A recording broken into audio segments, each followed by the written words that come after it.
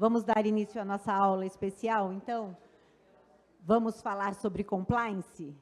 Para garantir a acessibilidade para todos e todas que nos acompanham, eu vou me autodescrever. Eu sou uma mulher branca, de cabelos castanhos, curtos, com mechas loiras. Eu uso óculos e hoje estou vestindo uma blusa preta e uma calça vinho. Eu sou Liliane Rossi, assessora de comunicação da Controladoria Geral do Município de São Paulo, e vou conduzir essa nossa aula hoje especial.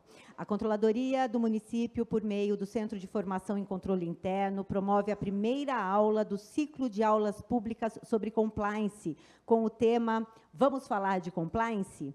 Nossa aula tem a participação de intérpretes de Libras, a língua brasileira de sinais, da Central Comunicacional da Secretaria Municipal da Pessoa com Deficiência. Hoje estamos com os intérpretes Elza, Cláudia, Késia e Tiago. Antes de começar efetivamente o nosso encontro, eu quero dar um recado importante para quem está aqui presencial. O nosso evento é certificado para quem fez a inscrição pelo Centro de Formação em Controle Interno. Para receber a comprovação, para receber essa certificação, os presentes no auditório precisam fazer a comprovação nos QR Codes que estão espalhados na antessala do auditório, tá, pessoal? Então, precisa fazer essa confirmação. Se vocês não fizeram ainda, antes de ir embora, não esqueça de fazer essa certificação. Para quem nos acompanha no YouTube, vai ficar o aprendizado, mas não tem certificação, tá? Então, a certificação é só para quem está aqui presencial. Dito isso, vamos começar, porque tem muita coisa boa hoje para vocês. O objetivo da aula pública sobre compliance é fornecer uma compreensão abrangente e prática dos princípios e práticas fundamentais de conformidade corporativa. Nessa aula, os participantes terão a oportunidade de explorar os desafios e as melhores práticas em conformidade, entendendo como ela se aplica no contexto do serviço público. Além disso, será discutido o papel crucial da ética e da governança corporativa na manutenção da integridade organizacional e na construção de uma cultura sustentável e responsável. Para dar início à nossa aula pública, eu convido a Corregedora-Geral do Município e chefe de gabinete da CGM, Thalita Abdala Aris, para uma breve mensagem de boas-vindas.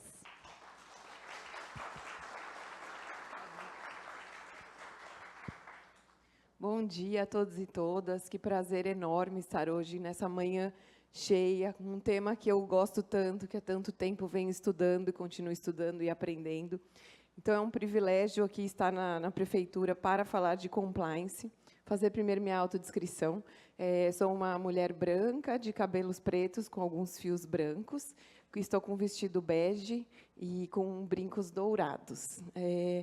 Estamos na Controladoria promovendo uma série de atividades de capacitação, de formação e informação. Então, aproveito para convidá-los já para que acessem também nossas páginas, nosso Instagram. Nós temos feito uma série de campanhas informativas, falando da Lei de Acesso à Informação. Aqui já cumprimento nossa querida Lumena e Francisca, da área de auditoria, Débora, Luan, todos que estão aqui conosco. São informações importantes que nós estamos tentando compartilhar com os cidadãos e com os próprios servidores, que muitas vezes não sabem algumas medidas que são oferecidas e que são direitos também aqui da própria prefeitura. Além disso, temos feito nossa campanha informativa em proteção de dados. E hoje, também já cumprimento aqui a equipe de proteção de dados, que tem feito essa campanha de um tema que também é bastante procurado, que é o tema da LGPD, que é uma das nossas coordenadorias dentro da CGM. E hoje, especificamente, vamos falar do Centro de Formação. Parabenizo aqui o Centro de Formação, primeiramente ao nosso controlador Daniel, que é um professor apaixonado, sempre falo isso para ele, porque ele fica com uma agenda lotada, porque ele, de fato, ama dar aulas e ter conhecimento, tem promovido uma série de parcerias com institutos, com instituições importantes, e nessa seara também cumprimento José Maurício e Beatriz Chaves, que têm feito um trabalho primoroso para que nós possamos justamente trazer a todos mais informação, mais entendimento a respeito do tema, e hoje vamos começar a inaugurar aqui as aulas a respeito de compliance. Compliance que é tanto falado, mas ainda não é tão conhecido por alguns. Então, vamos desmistificar o nome em inglês, já assusta em certa medida, o que significa o compliance. Eu vou estar de acordo com o quê? É só isso? Então, eu só tenho que estar de acordo com as normas? Então, vamos falar bastante sobre esse tema. Nós temos o compliance aqui na controladoria no setor público.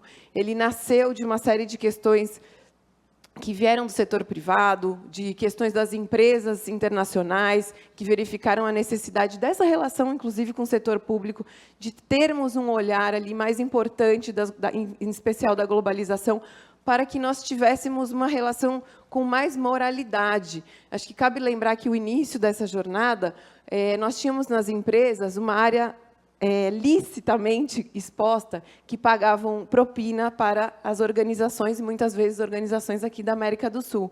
Então, isso era um campo ali da planilha de pagamentos, um custo do pagamento das empresas, era um pagamento de propina para os agentes e que teriam essa relação com o setor público. E, nesse sentido, viu-se como eu conseguiria minimizar esses efeitos, desde da SEC, FCPA, com uma série de medidas que nós possamos deixar de uma forma com maior lisura, com relações mais transparentes, mas isso não ficaria centrado só dentro da sua empresa, que exige uma cultura organizacional com capacitações para fomentar essa cultura de integridade. Os tratados internacionais trouxeram uma série de medidas para que a gente pudesse promover isso para todo mundo. Não adianta eu só fazer isso dentro da minha empresa se eu tenho, eventualmente, uma organização que atua dentro da América Latina como um todo. Como fomentar? E uma das formas de fomentar é falarmos mais sobre isso, que é o que nós estamos promovendo hoje. Vamos falar sobre compliance, e é um prazer também fechar o mês de março, abrindo eu aqui como mulher, Beatriz também como mulher, e trazendo a nossa palestrante, que tem um currículo vasto no tema, tem participado aí de diversas questões que estão na mídia, podendo falar também como mulher aqui nesse mês de março sobre um tema bastante importante e da qual as mulheres participam muito. A área de compliance tem muitas mulheres com um currículo maravilhoso, um orgulho para todas nós. Então, vou deixar, sem perder muito tempo, que quem tem que colocar aqui é justamente a professora, que tem uma série de questões para nos colocar. Um prazer, professora Patrícia. Muito obrigada, a Lili, toda a equipe da Controladoria e os servidores que estão aqui hoje presentes. Obrigada.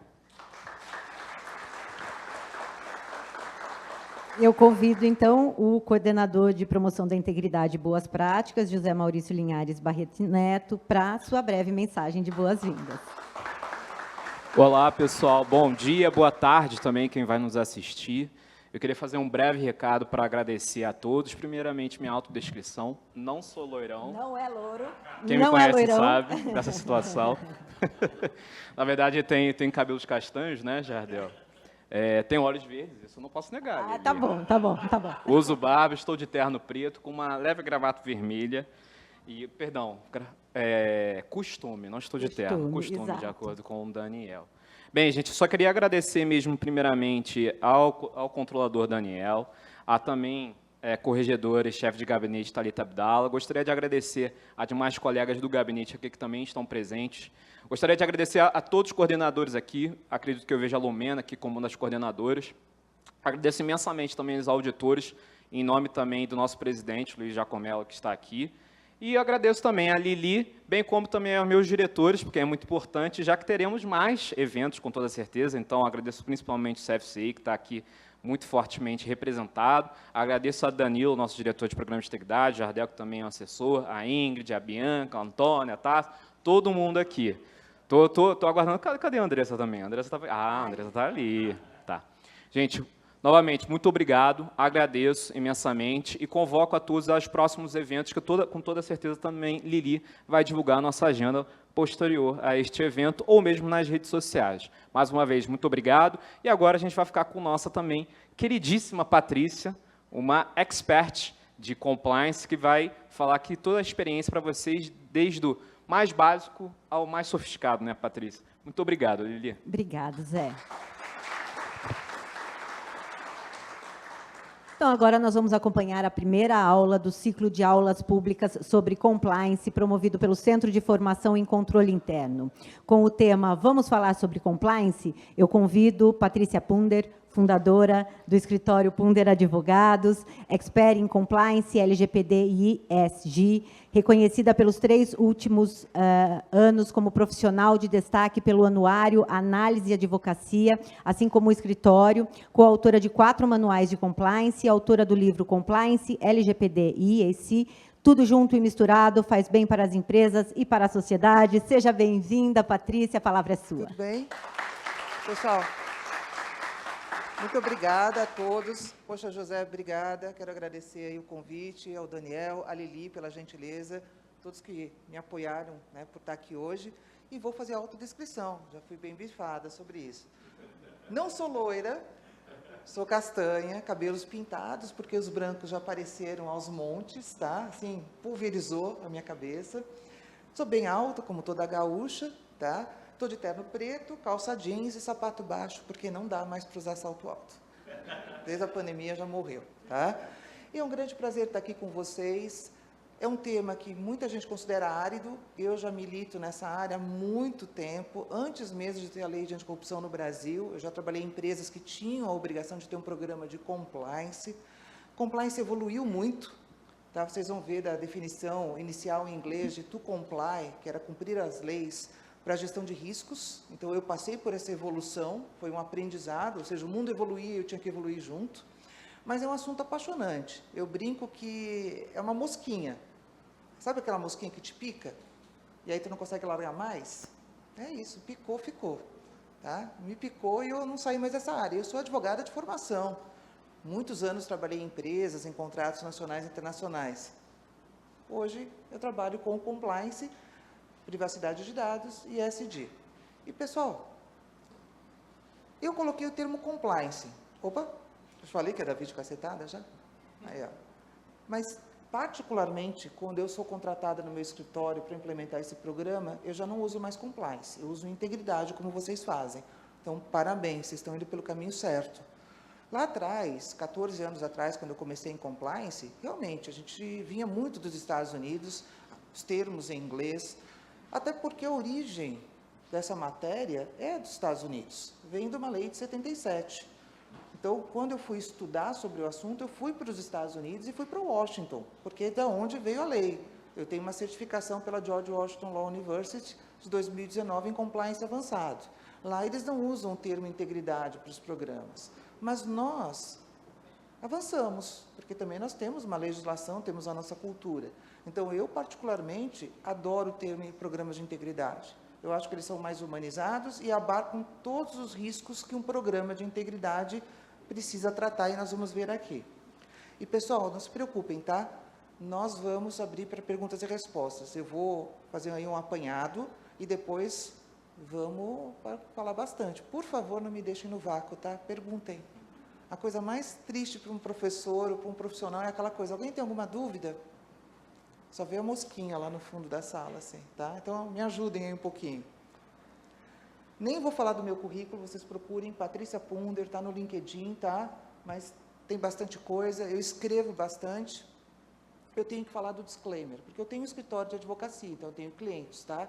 Então, tudo que eu falar aqui, tudo que tiver no slide, é minha opinião pessoal, Patrícia, tá? Então, não é do escritório, tá bom? O escritório é pequeno, é um escritório boutique, mas está andando bem, eu fico feliz, né?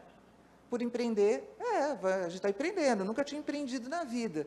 E começar a empreender, né, com 50 anos, não é uma coisa fácil, mas está sendo um aprendizado muito legal. Então, está andando, eu escrevo bastante, volta e meia eu saio em mídias, eu brinco que eu sou uma subcelebridade, porque eu fui indicada no passado pelo Tribunal de Justiça aqui para fazer a perícia do caso das Americanas, tive que renunciar. Então, assim, no Big Brother eu sou a sub, tá? Não sou celebridade, não cobro cachê, tá? Mas eu acho gozado quando o pessoal fala, você que era? Era o quê? Na minha adolescência não tinha celular. Ó, que coisa boa. Tá? Então, pessoal, vamos lá. Ué? Aqui. Vamos começar com uma provocação, gente. Eu fiz isso na Petrobras antes da pandemia, e eu achei muito legal. E aí eu pergunto para vocês aqui, vocês sabiam que vocês são compliance officers na família de vocês? Quem aqui tem filhos? Vocês estabelecem regras de condutas da família de vocês verbalmente. Vocês estabelecem comportamentos aceitáveis e não aceitáveis. Nenhuma mãe ou pai ensina o filho a bater no coleguinha. Nenhuma mãe ou pai ensina a filha a furtar alguma coisa da coleguinha. Todo mundo ensina os filhos a comerem saudável. O que é isso? Isso é um código de conduta não escrito. Vocês estabelecem quais são os valores mais importantes da família de vocês, os comportamentos aceitáveis, não aceitáveis, as regras de conduta. Isso pode não estar no papel, escrito Código de Conduta da Família Punder, por exemplo. Mas isso é falado, isso é comunicado, isso é disseminado. E as regras vão mudando, muitas vezes. Os filhos vão crescendo e você vai ter que começar a colocar mais comportamentos aceitáveis e mais comportamentos não aceitáveis. Então, pensem bem, se vocês já são compliance officers dentro de casa, por que é tão difícil ser compliance officer ou atuar com integridade fora de casa? E olha outras coisas que acontecem na casa da gente, que estão dentro de um programa de integridade, que vocês nem sabiam. Lá em casa tinha uma televisão, e eu e minha irmã tínhamos que dividir a televisão. Então, um dia era para ela ver um programa, outro dia era outro. Claro que sai a briga, natural. E aí, nessa briga, mal minha mãe chegava em casa, a minha irmã do meio, eu digo, ela é o canal de denúncias ou o canal de ética mais efetivo que existe na face da Terra. Porque minha mãe estava abrindo o portão com a chave, a minha irmã estava lá, mãe, a Patrícia me bateu, eu fiz qualquer coisa. O que a minha mãe fazia? Investigava. A minha mãe conversava comigo, conversava com a minha irmã, conversava com a minha avó. E aí o comitê de ética, que era minha mãe, meu pai, minha avó, iam sentar para ver se tinha uma denúncia de má-fé, porque a minha irmã fazia denúncia de má-fé. Porque ela queria ver o pica-pau 2 dias seguidos. Tá? Aí quem levava, né, a política de consequências era a minha irmã. Mas, às vezes, eu levava a política de consequência. Então, veja bem, nós fazemos isso na nossa vida particular. E nós não sabemos disso. E isso faz parte da teoria de um programa de integridade, que é ter um código de conduta, ter regras, ter uma investigação, ter uma apuração e ter consequências ou bonificações. Então, se a gente faz na nossa vida pessoal sem saber que isso é compliance, por que na hora que a gente vê algo estruturado, a gente fala, não, isso é chato? Aí eu estava brincando com um colega aqui hoje, é exatamente a mesma reação que a gente tem quando vai na endocrinologista e ela diz, ou você emagrece ou você vai entrar com diabetes tipo 2, que foi o meu caso. Qual é a primeira reação? Negação. Não, eu vou continuar comendo minha batata frita, eu vou continuar não sei o quê. Aí a segunda reação, você coloca a foto na geladeira. Né? Porque você tem que enfrentar o problema. Você tem que olhar o problema nos olhos, olhar o risco nos olhos. Você não pode botar o risco para debaixo do tapete, porque as consequências vão vir. Tá? No meu caso, a consequência era a minha saúde, mas no caso de uma instituição pública, pode ser a reputação. Uma empresa pode ser a reputação e multa também. Tá? Então, muito da nossa vida pessoal, gente, já está refletido em compliance ou integridade, só que a gente não dá um nome aos bois. E eu gosto de fazer essa parte humanizada do compliance, porque vocês têm certeza, é que nem aquela música dos anos 80, que vocês ouviram num carnaval, que até hoje vocês se lembram. Aquela música chatinha, sabe? Que você para no banheiro e fala, meu Deus, eu ainda lembro disso, daquele carnaval. É aquela musiquinha. Vocês vão lembrar desse exemplo para o resto da existência de vocês. E aí, pessoal, olha as reações. Quem quer mudança e quem quer mudar? É a história da dieta. Eu sei que eu tenho que mudar, mas como que eu vou mudar? Você tem um período, organicamente, de adaptação para mudar a sua cabeça. Não adianta você chegar em casa e dizer, não, a partir de amanhã é só salada e carne. Não é assim. Você vai... Faça uma outra brincadeira. Quem aqui, no ano novo, fez aquelas promessas? Vamos lá, eu fiz. Quem aqui prometeu que ia fazer ginástica? Quem aqui está fazendo ginástica? Ainda dá tempo. Mas, gente, é a mesma coisa. É o prometer, é o falar e o fazer. Tone é the top. Você fala e você faz, senão não tem consistência. Vamos lá. Mas sempre fizemos assim? Gente, isso a gente ouve direto. Eu achava que isso era coisa dos meus pais, hoje eu falo isso. Aqui se faz, aqui se paga. Tá? Mas a gente sempre fez assim. O mundo muda, e a gente tem que mudar e tem que evoluir, faz parte. Não posso falar agora, estamos muito ocupados, a gente liga o piloto automático. A gente esquece que os processos podem ser melhorados, que a gente pode aprender novas coisas, pode incorporar novas coisas que vão facilitar a nossa vida. Olha aqui, ó. Você não pode fazer o seu trabalho... Ops, perdoe, sabia que era da vídeo cacetada? Você não pode fazer seu trabalho hoje, com os métodos de ontem, achando que amanhã você vai estar no negócio. Eu não posso usar a máquina de escrever mais, gente. Não faz sentido. Se eu quiser fazer uma proposta para um cliente, eu tenho que fazer num papel bonito, no computador, né? Tenho que mandar, por uma questão, né, de respeito ao meio ambiente, não imprimir, assinatura digital. Então, tudo está integrado. E aí, pessoal, falar de compliance ou de integridade sempre gera muita dúvida, né, gente? Até porque nós somos vistos como xerife, polícia, juiz, ou empresas privadas, o pessoal tem um nomezinho mais horrível ainda, que é o Departamento de Prevenção a Vendas. Eu cansei, eu trabalhei em empresas privadas há muito tempo, o pessoal fala, vem o departamento que previne as vendas. Não, gente, eu não estou prevenindo a venda de ninguém. Quer vender? Venda. Só que saiba as consequências do jogo. Uma das coisas que o pessoal fala muito, compliance manda, compliance que vai me dar castigo. Não. Compliance recomenda, alguém da alta direção vai tomar uma decisão e a consequência vem pelo ato que você fez. Simples assim. Eu já cansei de ter presidente de empresa falando, Patrícia, mas o que você recomenda? Olha, eu recomendo seguir por esse caminho. Ah, não, mas eu quero seguir por esse. Eu falo, siga. Como assim? É você que vai ser preso, não sou eu. Eu não ganho o salário de um CEO de uma empresa. Eu ganho o salário de diretora. Se vocês querem que eu vire CEO, me paguem para isso, eu viro CEO. Era simples assim. Por quê? Se a gente pensar hoje em organizações, mesmo públicas ou privadas, pessoal, nós estamos falando de entes ficcionais. Não é uma construção jurídica. Não existe uma empresa, você não toca uma empresa. Ah, não, tem uma planta lá, tem ali uma fábrica. Não, é um ente ficcional. E por trás desse ente ficcional nós temos pessoas. Então, por trás de empresas, de órgãos públicos, nós temos pessoas que tomam decisões.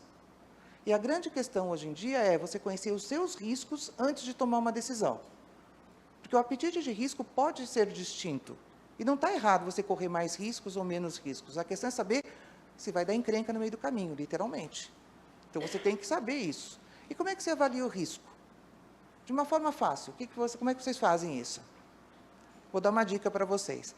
Quem aqui, de noite, estava dirigindo o carro, ficou com medo de ser assaltado e reduziu a velocidade quando o sinal ficou vermelho? E falou assim, agora quando eu for ali, vai ficar no verdinho, eu vou passar, não vou precisar parar o carro. E tu sabe que passar o sinal vermelho é contra a lei. Tu sabe, você sabe que você vai fazer algo ilegal. Aí, não ficou verdinho, o que você faz? Você dá mais uma diminuída ainda, coloca o cabeção assim, olha para um lado, olha para o outro, não vem carro, não vem moto, não vem gente, pau. Além de você descumprir a lei, você vai agir de uma forma antiética, mas você avaliou o risco. Mesmo de uma forma precária, aqueles 30 segundos que você botou o cabeção de um lado, o cabeção de outro, você foi fazer o quê? Ver se não vinha uma moto, não vinha um carro, para minimizar o quê? Um prejuízo, a morte de uma pessoa. Não estou dizendo que isso é certo, tá, gente? Já falei que é legal. Mas você faz essa análise de risco. Nós fazemos isso, é natural. Quem aqui, agora não precisa dizer quem já usou o Tinder, tá? Mas eu imagino que algum amigo de vocês já usou o Tinder, tá? Quem aqui que tem um amigo que usou o Tinder e falou assim, eu vou sair com essa pessoa. Vamos descobrir quem ela é para ver se não é roubada. Aí vai lá, entra no Instagram, entra no Facebook, começa a puxar todas as informações da pessoa. Você está fazendo uma análise reputacional, gente. Você está fazendo uma análise reputacional. Olha, compliance, integridade está no dia de vocês o tempo todo, nas ações mais simples que vocês fazem, só que não tem um nome bonito em inglês. Vocês fazem análise reputacional, vocês fazem análise de risco, vocês têm código de conduta, vocês investigam. Então, não é algo para se assustar, é algo para abraçar, porque vocês fazem em casa, por que vocês não vão fazer no trabalho? E aí, pessoal, eu gosto de usar esse cenáriozinho aqui, por causa da casinha, tá? A casinha, gente, a base sólida aqui embaixo, a fundação, a base é a legislação. Ninguém pode descumprir a lei. Ninguém pode, inclusive, dizer que desconhece a lei. Está na Constituição, vivemos em democracia, nosso país, todo mundo é cidadão, o meu direito termina onde começa o direito de outra pessoa. Então, todo mundo tem a obrigação de seguir a lei. Você sobe um pouquinho, aqui na base, já aqui dessa madeirinha aqui, você tem integridade ou compliance. Então, para você ter um programa de integridade, no mínimo que você tem que fazer é seguir a lei. No mínimo. Então, você vai atuar com ética, além da lei. E aqui é o que a gente está falando agora muito, vocês estão vendo nos jornais, toda hora está saindo sobre ESG, Meio Ambiente, Social e Governança. Eu também dou aula, sou professora da LEC, sou coordenadora desse curso, eu montei desde o início, faz 3 anos e meio, e para mim está sendo um super aprendizado e está muito interligado com compliance. Então, para você ter um programa de sustentabilidade hoje, num órgão público ou numa empresa, no mínimo que você tem que ter é cumprir a lei e ter um programa de integridade. Tem clientes que falam para mim, Patrícia, eu quero ter um programa de ESG. Eu falo, você tem compliance? Não. Então, desculpa, nós vamos ter que ter compliance primeiro. Você segue a lei? Depende. Quem sou eu para julgar? Não julgo ninguém, não sou eu que vou ser presa. Tá? Alguns dizem, sigo. Então, tá bom. Então, pelo menos a fundação você tem. Mas e aqui? Tá? Então, é importante a gente se situar, gente, porque não dá para agir com integridade se não seguir a lei. É uma condição sine qua non. Todo mundo erra, claro, arca com as consequências. Está aí para isso, tem o processo legal, tudo bonitinho. Mas é simples assim, gente. Eu gosto de simplificar a vida porque ela já é muito complicada. Então, quanto mais a gente simplificar, melhor, inclusive em compliance. E qual é o mundo atual, gente? Antigamente, o mundo atual era nós nos relacionando com uma escola, o nosso trabalho. Hoje é uma teia de aranha. Hoje é tudo, a gente chama de multi-channel, múltiplos canais. Antes era omnichannel, era um canal só. Poxa, lembra? Colocar uma propaganda entre o Jornal Nacional e a novela das 8 custava caro. Caro. E por que se colocava? Porque era o momento que tinha mais televisões ligadas e mais pessoas sendo acessadas e assistindo aquela propaganda e iam reverter isso em compras, teoricamente. Hoje você não precisa mais disso. Hoje você entra nas plataformas digitais, você tem propagandas customizadas para o seu perfil. E como é que você se comunica nesse momento? É muito difícil a comunicação. Eu tenho um curso sobre gestão de crises reputacionais, que é um curso bem bacana, que eu me especializei lá fora, pela LEC, de 4 horas e meia. É um curso que dá para fazer um workshop de 2 dias, que é ensinar as empresas a fazer a gestão de uma crise reputacional. Ter um comitê de crise reputacional. Como é que você se recupera da crise? Mas se recuperar para ter de novo solidez e credibilidade. Porque, desculpa falar, puxadinho tem aos montes por aí. Mudar de nome, mudar de razão social, não tira a crise de uma empresa. Pelo contrário, gera mais descredibilidade perante a sociedade. Por quê? Nós temos 200 milhões de brasileiros, aproximadamente. Esses 200 milhões, teoricamente, têm acesso à internet. Todo mundo julga, sentencia, sem dar direito à dúvida. E aí? Não dá para sentar e chorar. A gente tem que saber se comunicar com cada um desses players, então com terceiros, com ONGs, com imprensa, com fornecedores, com os órgãos reguladores, com o próprio governo, com as entidades, com os acionistas, de uma forma distinta. A comunicação, ela é muito importante. Eu dou uma dica para vocês, eu não fazia isso. Faz mais ou menos 1 ano que eu paro meia hora por dia e entro no Instagram. E fico lendo os comentários das pessoas que elas postam. Sobre qualquer assunto que eu acho interessante. Porque eu preciso saber palavras que as pessoas falam que estão mudando agora no vocabulário e estão sendo incorporadas, futuramente vão ser incorporadas no dicionário. Eu tenho que saber o que é chipar. Eu tenho que saber o que é dar ruim. Porque se eu não entender essas palavras, eu não vou me comunicar com determinados públicos. E eu preciso, na hora de escrever, ter o equilíbrio entre o formal e o informal. É muito importante. Se eu não fizer isso, eu não vou fazer uma boa comunicação, eu não vou vender os meus serviços, não vou ensinar nas aulas que eu dou à noite. Porque meu público é diverso, e eu tenho que respeitar essa diversidade. E aí, pessoal, as redes sociais. Enquanto nós não tivermos ainda uma regulamentação das redes sociais, nós dependemos da autorregulamentação. E é complicado.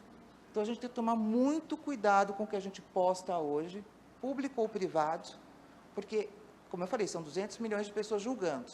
Se você não pegar bem a mão na comunicação para quem que você vai falar, isso reverte para você. E um dos maiores problemas que as empresas enfrentam numa crise de integridade é a falta de credibilidade. E essa é bem complicada para você reverter, porque não adianta, e aí faço uma brincadeira com vocês. Eu escrevi até um artigo e discuti ontem na sala de aula. Quem aqui viu, e pessoal, por favor, somos adultos, faço o meu disclaimer agora. Quem aqui viu a propaganda do Burger King no carnaval do Kid Bengala? É o marketing de oportunidade versus marketing oportunista. E eu escrevi ali no post falando por que eu não achava.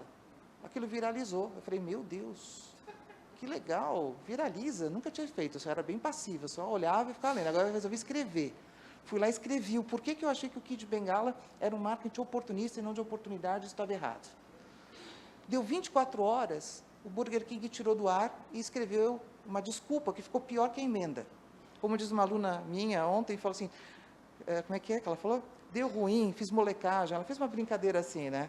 Gente, eles colocaram que devido à polarização, eles tiraram aquela mensagem. Não tem nada de político nos comentários, nem religioso, pelo amor de Deus, a gente respeita tudo. Os comentários eram, aquilo é apropriado por uma rede de varejo que atende crianças? Essa é a causa raiz do problema. A causa raiz do problema não era a opção, se eu sou vegetariano, se eu sou carnívoro, se eu sou A, se eu sou B, se eu sou C. Não, era simples assim. Talvez o Kid Bengala possa ser usado em outras propagandas, mas para um público certo, não está errado. Ele tem todo o direito, ele é um trabalhador. Para um produto certo, no momento certo, talvez não numa rede social, talvez numa rede social fechada, tudo bem, cada um tem seu espaço. Mas quando você está lidando com um grande público, você tem que tomar cuidado com essa generalização, porque a emenda vem contra. Então, eu quero arriscar, arrisque, mas saiba dos riscos. E aí, nós entramos em integridade. É isso. Se todo mundo pula da ponte, você vai pular também? Minha avó falava isso para mim, quando eu queria chegar em casa às 3h da balada. Não, mas a fulana chega às 3. Só porque a fulana, todas as suas amigas chegam às 3, você também vai se jogar da ponte junto com elas? Essa é a frase mais antiga, vamos lá, da sua avó falava para tua mãe, a sua tataravó falava para tua avó, tá? A gente tem que tomar muito cuidado. O efeito manada que existe hoje. E esse efeito manada pode levar a consequências antiéticas e ilegais. Então, a gente tem que parar, pensar e cada vez mais reanalisar informações. E hoje em dia, pessoal, quando meus pais começaram a trabalhar, eu brinquei com o José, minha mãe é engenheira eletrônica e física nuclear. Poxa, aquele currículo, né, vindo da Poli, fazia uma super diferença, né, para conseguir emprego, já chegava a Poli, já conseguia um empregão, legal. Hoje já não faz mais. Você pode fazer Poli, pode fazer ITA, pode fazer GV. Então, hoje não é mais só a questão técnica, o embasamento técnico que é valorizado no mercado. Existe o que eles chamam de soft skills, tá? O que é soft skills? São comportamentos interiores que têm que ser mostrados para que a empresa queira ou um órgão te chamar. Porque ser ético e ser humano, gente. Simples assim. Mas todo mundo é ético. Não sei. A gente parte do pressuposto que sim. Ninguém está aqui para julgar, mas você tem que demonstrar que os seus valores são sinérgicos com os valores da organização que você vai trabalhar.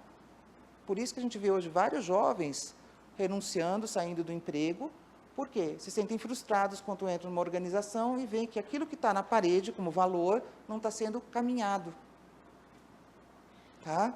Então, além de ter um bom currículo, que é importante, por favor, não deixe de estudar. Não estou aqui fazendo propaganda contra, sou totalmente a favor, estudem, invistam em educação, foi a coisa que eu mais fiz na minha vida e não me arrependo, tá? Também trabalhem com o seu emocional. Ética e humanidade. Nós nos relacionamos com pessoas o tempo todo. Eu posso não gostar de todo mundo, não ser amigo de todo mundo, mas eu tenho que respeitar todo mundo, porque eu vivo em sociedade. E aí, pessoal, a ética a gente vai aprendendo. Claro que nós vamos aprendendo. Em casa a gente vai aprendendo com os filhos da gente também. Eu não tenho filhos, mas eu falo assim porque eu tenho sobrinhos. Tá? Gente, a gente vai aprendendo. A forma como minha irmã educava o meu sobrinho quando ele tinha 3 anos é diferente de hoje, quando ele tem 13. porque as necessidades são diferentes, os aprendizados são diferentes. E a ética também foi evoluindo ao longo do tempo, assim como o compliance passou a ser integridade. E aí a gente vai aprendendo, entre no Instagram, continue estudando, converse com os colegas, leiam, tá? E cada vez mais as instituições, elas estão trazendo aqui, como a gente está fazendo hoje, esse debate, para a gente poder trocar uma ideia. Porque a gente não aprende só lendo, a gente tem que interagir. Se a gente tem discussões saudáveis, onde cada um pode falar sobre fatos e não pessoas, mesmo discordando, e chegar a uma terceira, quarta opinião juntos, você está inovando. E o mundo precisa de inovação. E aí, gente, todas as nossas atitudes têm consequências, para o bem ou para o mal. Se você está de dieta e resolve comer uma pizza, você sabe qual é a consequência. Tua glicose vai subir. Eu digo, esse exemplo é na pele. Eu estou dando um exemplo que eu passei, tá? Então, gente, você tem que avaliar.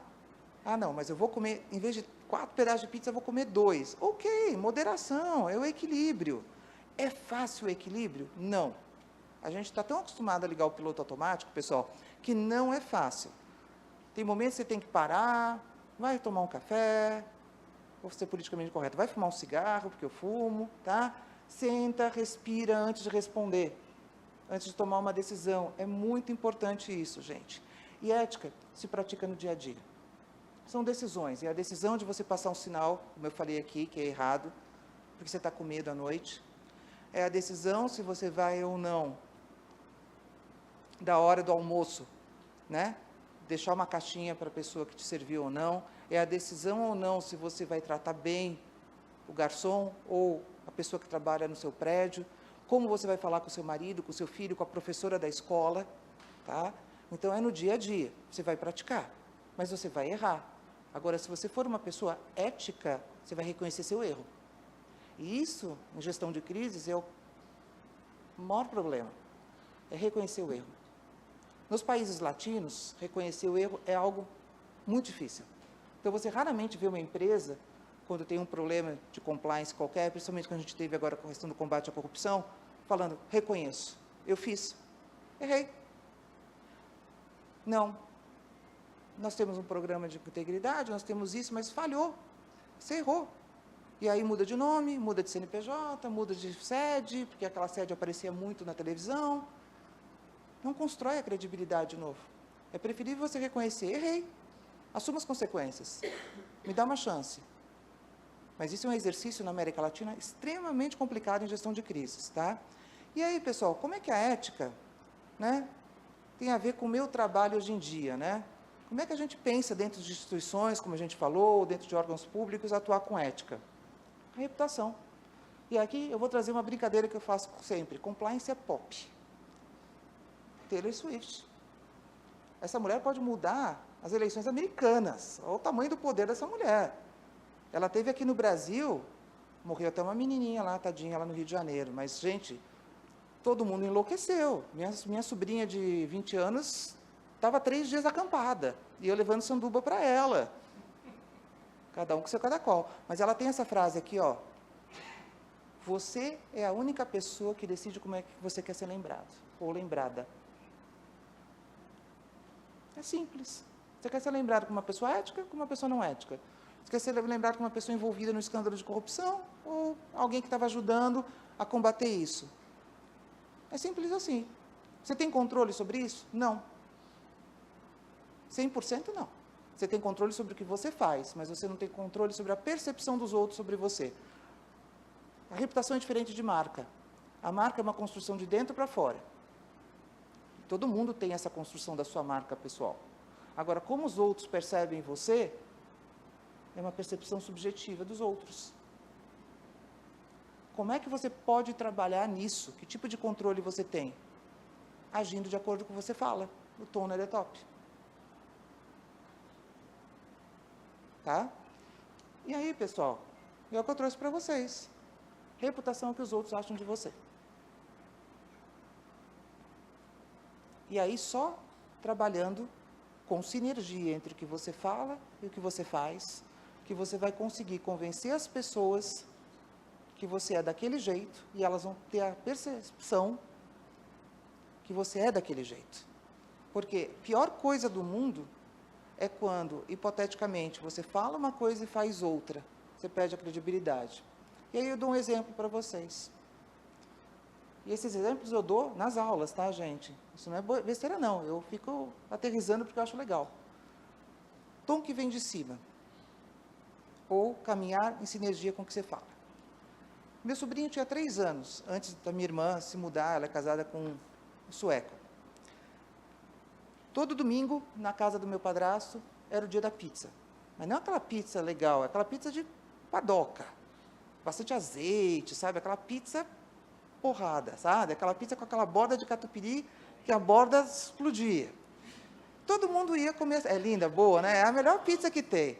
Essa pizza era pizza de domingo, e todo mundo se encontrava, meu padrasto curtia e tal, e a minha irmã entrou naquela vibe, aquela coisa de, não, meu filho só vai comer saudável. E aí estava lá o meu sobrinho, o Henrique, sentadinho na cadeirinha, comendo brócolis, comendo cenourinha, e a gente chutando o pau na pizza, né? E dá-lhe pizza, e dá-lhe azeite, Coca-Cola, aquela coisa boa. E o menininho com o dedinho assim, ó. Meu pai, ou meu padrasto, na sua grande sabedoria, olhou para minha irmã e disse a seguinte frase: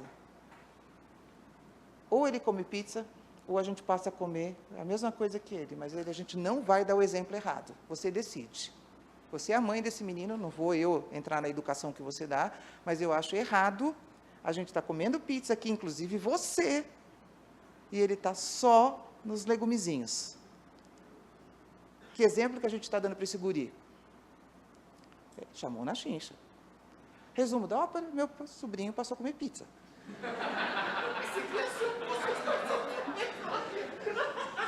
Tá? O exemplo foi guloso, mas, gente, o que eu quero dizer assim, é a sinergia, gente. É a sinergia. Ou ele deu para minha irmã o direito, como mãe, de dar a decisão, só que ia afetar o resto da família. Era uma decisão que ia afetar toda a nossa dinâmica familiar de domingo. Se ela decidisse que ia ser legumes, todo mundo ia comer legumes. Meu pai era muito correto. Todo mundo ia para os legumes. Ela escolheu ir para a pizza. A partir dali, ele passou a comer pizza todo domingo. Mas olha o exemplo que vem de cima, gente. Se uma criança de 3 anos está comendo legumes e está vendo o pessoal comer uma pizza, que exemplo a gente está dando? Esses exemplos são bobinhos, mas gravam. Tá? É muito importante vocês lembrarem isso. Porque qual seria a reputação da minha irmã conforme ele crescesse? Você está mentindo. Você fala que eu tenho que comer saudável, mas você não está comendo saudável. Ela ia perder a credibilidade e o respeito do próprio filho. Tá? Agora, joga isso para as instituições e para as empresas. Não é tão complexo assim. Pelo contrário, é simples assim. Você colocou como valor ser ético, seja ético. Você colocou como seu valor inovação, invista em inovação. Se a sua visão, lá na frente, você atingir e não utilizou como os instrumentos os valores que você também definiu, tem alguma coisa errada. Você pode ter ido pelo caminho do mal. Tá? Então, pessoal, para você ter credibilidade, para você ter reputação, você vai construindo a sua imagem, mas, ao mesmo tempo, você tem que caminhar de acordo com o que você falou. E aí, você tem que tratar ou agir, dessa forma, com respeito, com responsabilidade, com zelo, com transparência, com integridade, com boas práticas, com igualdade, com não discriminação. Ah, gente, mas o mundo está muito chato, cheio de mimimi. Não, o mundo não está muito chato. Eu discuto muito com os colegas meus de compliance nos grupos, mas a nova geração. Eu falo, a nova geração é maravilhosa. Eles já nasceram num mundo com compliance, com canal de denúncias, eles já sabem a questão do respeito, eles passaram 2 anos trancados em casa, num momento formativo, que quando deveriam estar ali na rua, né, na escola, passando por determinadas situações da sua vida, por causa da pandemia, e hoje eles cobram questões de saúde mental. Não está errado. O que a gente deixou para essa geração? Pessoas que trabalham 14, 16 horas, nada, não está errado, cada um faz a sua escolha de vida. Mas o que eles enxergam? Pessoas que trabalham 14, 16, 18 horas, como eu já trabalhei, toma remédio para dormir, toma remédio para acordar, e está sempre doente. Então, eles começaram a dizer, não, eu não quero isso, eu quero um equilíbrio. Talvez a gente não possa puxar tanto para ficar só na festa e só no descanso, a gente tem que achar o equilíbrio. O que é trabalho e o que é qualidade de vida. Como diz Buda, não puxa a corda demais, senão ela arrebenta, não solta a corda demais, senão ela perde a sua função. E é esse equilíbrio que a integridade vem trazer para a gente. E aí, pessoal, Warren Buffett, né? Esse senhor de 92 anos é um mestre. E aqui ele fala uma frase que são necessários 20 anos para construir uma reputação e 5 para destruí-la. Eu até discordo dele, você precisa de 30 segundos para destruir, por causa da internet. 30. Posta uma frase lá, você vai ter haters e você vai ter as pessoas que gostam. É 30 segundos para destruir sua reputação, tá? Então, ser ético não é suficiente. Tem que parecer ser ético. A história da pizza. Não adianta ser, tem que parecer ser, tá? E o parecer está relacionado com a forma apropriada e com comportamentos e cuidados, e com a sua comunicação, tá? E, às vezes, gente, como é uma mudança de comportamento, acontece. Eu já passei por empresas que já foram investigadas pelo Departamento dos Estados Unidos, pagaram multa. Eu trabalhei na Teva, pagou 600 milhões de dólares para o Departamento dos Estados Unidos por corrupção. Sim, teve corrupção mesmo, tá? E é interessante quando você conversa com as pessoas que você faz uma vez um comportamento não ético e você não é pego, aquilo se transforma num comportamento comum. É o que o Madoff fala, né? Você vira uma bola de neve. É a história de passar o sinal fechado. Você passou uma vez, não bateu? Ah, então tranquilo. Então, para que agora, mesmo que não seja de noite, que você não esteja com medo, você vai fazer aquela olhadinha. E um dia, sem querer, você não olha direito, vem uma moto, ou vem um carro, você pode matar alguém. Então, você não pode entrar no piloto automático, tá? A gente tem que evitar que a bola de neve aconteça. E aí, pessoal, é o que eu falei para vocês, é a sinergia entre o que você fala e o que você caminha. Ah, Patrícia, isso é fácil. Não é, não. Não é. Você tem que estar o tempo todo chamando a atenção de você mesmo para dizer, será que eu estou falando, eu vou fazer? É a história que eu brinquei com vocês da ginástica. Quem aqui falou para os outros colegas no ano novo, ou para a família, eu vou fazer ginástica, é a minha proposta de 2024. Nós estamos já na Páscoa, gente, comendo ovo de Páscoa. Ainda dá tempo, mas você passou 3 meses descumprindo exatamente o que você tinha prometido. Então, você pode, quando você começar, o pessoal vai dizer, até vocês tiverem credibilidade, não, está pegando forma, vai levar 1 ano e meio. Se você tivesse começado dia 5 de janeiro, hipoteticamente, mesmo que estivesse pegando leve, uma vez por semana, o pessoal estava dizendo, não, está fazendo. Olha as percepções. O mundo é feito de percepções, gente. E a gente tem que saber trabalhar com essas percepções com uma boa comunicação, tá? E eu adoro essa frase. As pessoas podem duvidar do que você diz, mas elas não vão duvidar, elas vão acreditar no que você faz. Fazer é mais importante do que comunicar, para alguns. Para mim, tem que ser sinérgico. Mas primeiro faz, depois comunica. Não comunica e depois faz. Senão, o nível de expectativa e cobrança vai ser muito mais alto. E aí, pessoal, adoro essa frasezinha também, pratique o que você posta. Por causa das redes sociais. O que adianta postar um monte de coisa e no final não está fazendo nada? Eu posto ali no meu Instagram pessoal sobre café, mas eu tomo litros de café mesmo. Eu coloco lá, minha alma não aterriza, não faz download no meu corpo se eu não tomo 3º copo de café por dia. Então, pelo menos, eu estou postando o que eu pratico. Agora, não dá para ficar postando um monte de coisa e você não praticar aquilo, gente. Instagram não é igreja, desculpa. E respeito a opinião religiosa de cada um. É uma plataforma onde você interage com outros seres humanos que vão te julgar. E aí fica uma dica, pessoal. E eu faço isso o tempo todo até hoje. Se eu não sei se eu estou agindo com integridade ou não. Eu me pergunto se isso tem coerência com o meu caráter, gente. Com os valores que meus pais passaram para mim e com os valores que eu adquiri conforme eu fui evoluindo como pessoa, profissional, ser humano. Eu pergunto o tempo todo quando eu vou tomar uma decisão. Até antes de postar no Instagram ou no LinkedIn. Isso tem coerência com o meu caráter? Ou eu estou querendo causar? E aí, pessoal, também gosto muito. Perguntas que você faz antes de tomar uma atitude para saber se é ético ou não. O que eu estou fazendo é bom para o trabalho da minha empresa? É bom para a empresa que eu trabalho? Desculpa. Sim, é bom. Eu ficaria feliz de ver o resultado do meu trabalho nos noticiários? Sim. Eu ficaria orgulhoso de contar aos meus filhos? Talvez não, né? Ajuda a minha empresa. Ganhamos uma licitação, hipoteticamente falando. sai no jornal, empresa teve uma lucratividade absurda. Mas eu vou falar para o meu filho como é que eu ganhei aquela licitação?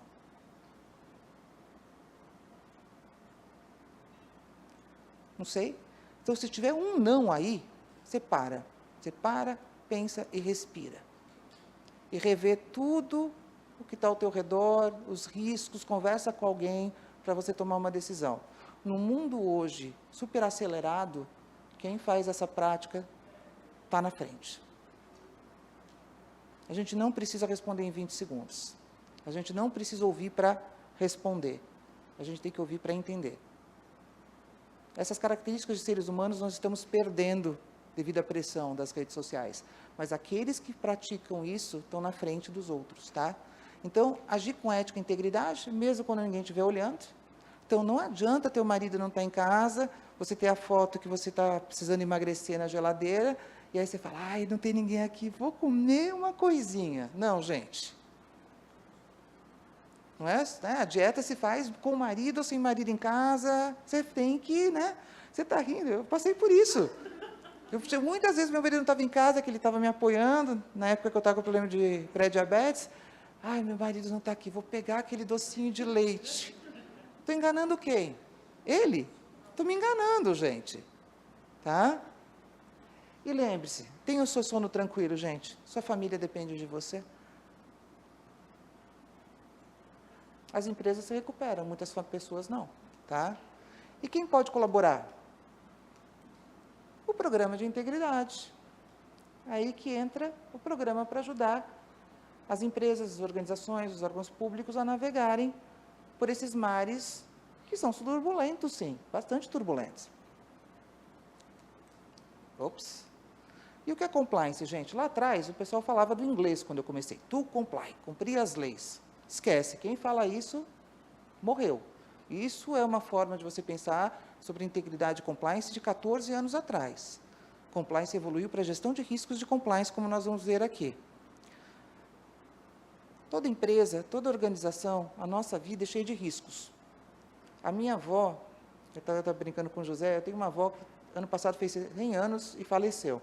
Mas ela foi a 5ª mulher a ser médica, lá em Porto Alegre. Ela se formou em 47 em medicina. E ela vinha de uma cidadezinha pequena, Carazinho. Pô, imagina, quando ela era criança, que ela nasceu em 23 e foi tal, não tinha banheiro em casa. E aí minha avó brincava, quando a gente falava sobre riscos, que ela dizia assim, que todo mundo tem risco. E quando ela era criança, o maior risco que ela tinha era acordar e pisar no pinico, porque ela tinha esquecido de botar o pinico embaixo da cama. E ela que tinha que limpar, porque não tinha empregado em casa. Então, é um exemplozinho bobo, mas, gente, é verdade. Eu posso acordar de manhã e tropeçar. Eu posso ter um ataque do coração na hora de acordar. Riscos existem o tempo todo. Pode furar o meu pneu indo para o trabalho, eu posso perder o ônibus. Eu posso apertar 30 vezes o despertador e dormir mais tempo.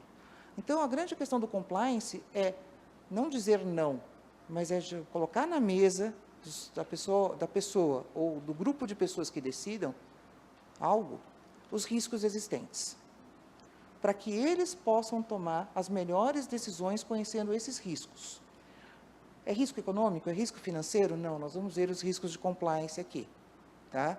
Mas na hora que um gestor for tomar uma decisão, ele tem que estar consciente, mesmo que ele queira assumir aquele risco. Tá? E os riscos são esses. A lei de combate à corrupção, ou lei de anticorrupção, ela trouxe muitos programas de integridade à moda, tá? Mas é muito mais do que combate à corrupção, a integridade. Nós temos que pensar na questão de privacidade de dados, que a colega estava falando aqui, do lobby, do trabalhista, do tributário, da questão da regulamentação da CVM ou do Bacen, para quem está regulado. A gente também tem a regulamentação setorial, tá? Nós temos a questão concorrencial, né? Nós temos uma série de coisas, segurança da informação, meio ambiente, prevenção, né, a lavagem de dinheiro e combate ao terrorismo. Tá? Nós temos uma série de riscos que têm que ser avaliados em determinado processo para tomar determinada decisão. E, claro, depois os riscos operacionais, financeiros, mas isso tem que ser avaliado. E aí, o time de compliance tem que estar... Ops, sabia que eu ia fazer vídeo cacetada, gente? Perdões. Eu sou dos anos 80, gente, é por isso. Aqui, ó, esse universo tem que ser avaliado. E aí está a beleza de integridade, você tem que conhecer um pouquinho de tudo. E tem que estar sempre estudando. Eu fico estudando o tempo todo, vou morrer estudando, tá? Não é só o combate à corrupção, isso é só um dos riscos de integridade. Quem trabalha com integridade vai ter que entender um pouquinho de tudo isso, tá? E como é que a gente lida com risco? Primeiro, não saber que é um risco. Então, antes de eu ir no médico, na endócrino, para saber que eu estava com quase diabetes tipo 2, eu não sabia que eu tinha essa moléstia. Não sabia. Então, eu desconhecia o meu risco e continuava comendo pizza. Agora, a partir do momento que eu conheci o meu risco, eu não posso ser negacionista, eu não posso negar. Ah, não existe problema de diabetes tipo 2. Eu estou com o exame na mão, de sangue. Eu fui na médica, ela me deu um monte de remédio. E aí eu vou dizer que eu não tenho? Não dá, né? A gente tem que entender que aquele risco está ali. E eu tenho que olhar ele de frente. E fingir que o risco não existe também, gente. Então, isso acontece muito em organizações, principalmente em empresas. É negar que existe o risco, é desconhecer o risco ou fingir que o risco não existe. Você fala, olha, se você for por esse caminho, pode dar problema aqui. Finjo que está tudo bem. Síndrome do Smurf feliz. Tá? Nós não somos Smurfs. Outra coisa também é minimizar as consequências. Ninguém vai pegar. Ah, ninguém vai pegar, vai dar nada. Qualquer coisa eu pago uma multinha. É 1% do meu faturamento de 5 anos, não é nada. Ixi, faça o check-in agora. Já ouvi isso de executivo. A gente estava com um problema com o Departamento de Justiça dos Estados Unidos e o pessoal falando, não, quanto eles querem, eu passo o cheque agora. Eu tinha vontade de chorar. É muito mais que passar um cheque, gente. Tem pessoas, tem fornecedores, tem sociedade. E aí, pessoal, quando a gente pensa na gestão de riscos, primeiro é identificar o risco, ou os riscos. É super importante você identificar o risco ou os riscos e avaliar quais são os impactos internos e externos. Porque os riscos também podem ser externos. Tá? Nem sempre é só na organização, pode ser na comunidade do entorno, pode ser na opinião pública dos consumidores. Tá? E aí você já vai prover algumas remediações. Plano de remediação você já deixa na mão. Isso a gente usa muito em gestão de crises.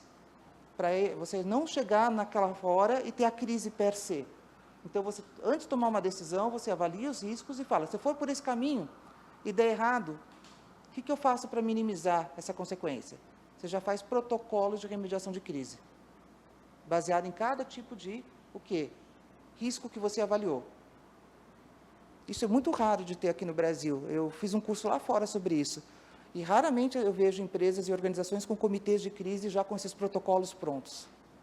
E eu estou tentando fazer com que as empresas trabalhem com isso, porque todo mundo acaba tendo um comitê de ética e se esquece de ter um comitê de crise.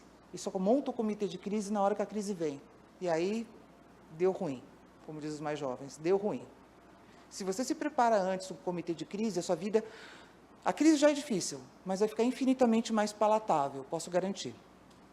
Aí, muitas vezes, você vai fazer o quê? Tentar acessar, prevenir, mitigar aquele risco. Muitas vezes você vai acompanhar aquele risco e aí você vai comunicar. Como é que você está tratando aquele risco? Ou se aquele risco se materializou e agora qual é o seu plano de remediação? Ou se não tem remediação? Às vezes não tem. E, por favor, gente, eu não estou discutindo pessoas, eu estou trazendo fatos reais, tá? Eu faço meu pequeno disclaimer. É o caso da Vale. Pessoas morreram. Como é que você vai remediar vidas? Por isso que uma crise nem sempre tem remediação. É triste dizer, tá? E, por favor, não estou falando mal ou bem, eu estou trazendo um fato, tá? É importante a gente falar sobre isso. Numa gestão de crise, a gente tem que falar sobre isso. E o programa de compliance, ele exige uma mudança de comportamento. Ele exige uma cultura organizacional sempre falando sobre aquele tema, de formas diferentes, para não ficar chato também, né? Que nem vocês estão tendo aqui comigo, vão ter com outros colegas. Então, a discussão, sempre trazendo na mesa, durante as conversas, durante a tomada de decisão, é você estar sempre conversando. E por isso que é importante a alta liderança. Não só falar sobre compliance, mas também caminhar compliance. Lembre-se, as pessoas vão acreditar no que você faz, não no que você fala. Você tem que trabalhar muito com essas percepções e comportamentos. E comprometimento é quando várias pessoas, ativamente, elas se unem para promover aquela cultura. Porque também não adianta a gestão fazer, caminhar, e o pessoal de baixo não comprar ideia. Todo mundo tem que abraçar a causa junto, tá? Na LEC, onde eu dou aula, tá, pessoal? Recomendo esse curso, não estou vendendo o curso, tá? Então, mas estou recomendando, porque eu dou aula há muito tempo, sou coordenadora lá. A gente tem 10 pilares para um programa de integridade. Normalmente, nos livros, vocês vão encontrar 8 ou 9. É que nós, lá os professores, achamos importante incluir o 10, que é diversidade e inclusão. Então, isso é algo diferente que vocês vão encontrar nos materiais de integridade. E aí, quais são essas etapas ou quais são esses pilares? Primeiro, o tom no top, o tom que vem de cima, o apoio da alta liderança. A avaliação de riscos. Olha aí como já é importante, é o segundo, a avaliação de riscos. Depois que vai vir o código de conduta, as políticas, os procedimentos internos, e que também não pode ser letra morta, tá, gente? Como dizia um professor meu da PUC do Rio Grande do Sul, eu adorava ele, gente, eu odiava direito penal, mas ele era muito fofinho, ele era muito fofinho. Ele disse uma frase que até hoje eu me lembro: papel aceita tudo, por isso que existe papel higiênico. Então, cuidado, gente, com o que a gente coloca no papel. Tem que fazer sentido com o mundo atual, tá? Aí você tem controles internos, treinamento e comunicação. Sejam criativos na comunicação e treinamento, gente. Você tem que engajar cada vez mais pessoas com mentalidades diferentes, múltiplos canais. Aí você tem, claro, o canal de denúncias. Lembre-se da minha irmã, né? Lembre-se, minha irmã do meio, denunciando, denúncia de má-fé.